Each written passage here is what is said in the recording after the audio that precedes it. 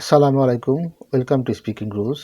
আজকে আমরা স্পিকিং রুলসে দেখব হাউ কামের হাউ কামের স্ট্রাকচার।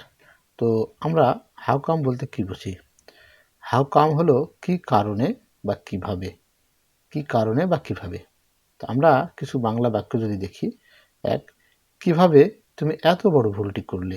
কিভাবে তুমি এত বড় ভুলটি করলে? কি কারণে তুমি কোনো সিদ্ধান্তে আসতে পারছো না? কি কারণে তুমি কোনো সিদ্ধান্তে আসতে পারছো না? কি কারণে আমরা কখনোই একমত হতে পারি না?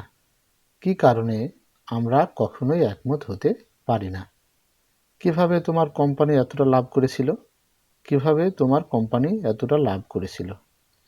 কিভাবে তুমি নিজেকে বিসিএস এর জন্য প্রস্তুত করবে? কিভাবে তুমি বিসিএস এর জন্য প্রস্তুত করবে? তো আমরা যে বাক্যগুলো দেখলাম, বাক্যের শুরুতেই একটা প্রশ্ন জুড়ে দেওয়া হয়েছে। কিভাবে, কি কারণে, এই প্রশ্নগুলি। তো যখন কিভাবে বা কি কারণে দিয়ে কোনো বাক্য শুরু হবে, তখন আমরা সেখানে হাউ কাম ব্যবহার করব। এখানে আমরা যে বাক্যগুলো দেখছি, সব বাক্যগুলাই কিভাবে বা কি কারণে দিয়ে শুরু হয়েছে। তো এখানে লক্ষণীয় জিনিস যে কিভাবে, কি কারণে যখন আমরা হাউ কাম দিয়ে শুরু করব, তারপরে নতুন কিন্তু বাক্যটা নতুন সাবজেক্ট দিয়ে শুরু হবে। যখন তার পার্সোনাল অনুসারে যে সাবজেক্ট লাগবে, আমরা সেই সাবজেক্ট দিয়ে বাক্যটা ট্রান্সলেট করব। তো এই ধরনের বাক্যগুলোকে আমরা কি স্ট্রাকচার ব্যবহার করব? আমরা যদি স্ট্রাকচারটা দেখি, যেমন how come plus plus verb plus extension. প্রথমে আমরা কিভাবে বা কি কারণে, এর জন্য আমরা এখানে সরাসরি হাউ কাম দিয়ে দিব।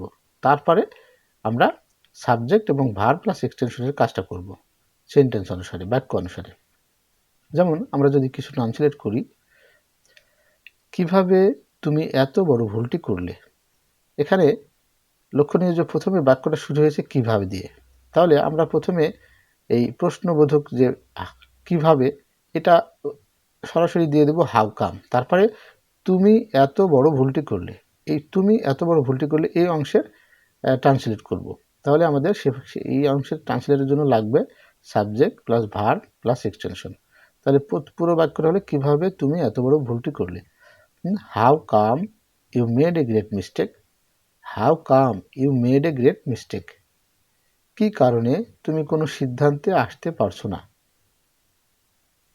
How come you can not make a decision. How come you can not make a decision. কি কারণে আমরা কখনোই একমত হতে পারি না? How come how come we never agree. কিভাবে তোমার কোম্পানি এতটা লাভ করেছিল?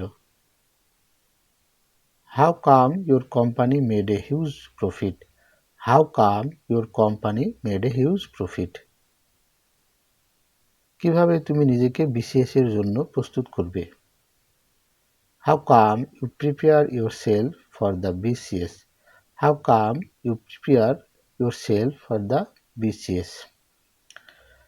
তো বন্ধুরা, হাউ কাম আমরা দৈনন্দিন জীবনে হাউ কাম দিয়ে বা নানাভাবে আলাপ আলোচনার মধ্যে কিন্তু কি কারণে, কিভাবে, এই এই বাক্যগুলো ব্যবহার করে থাকি। তো আমরা ইংলিশ স্পিকিংয়ের ক্ষেত্রে যদি হাউ কাম দিয়ে ট্রান্সলেট করে থাকি, তাহলে আমাদের স্পিকিং কিন্তু আরও ফ্লুয়েন্ট হবে। আজকের মতো এ পর্যন্তই। দেখা হবে পরবর্তীতে নতুন কোনো স্ট্রাকচার নিয়ে।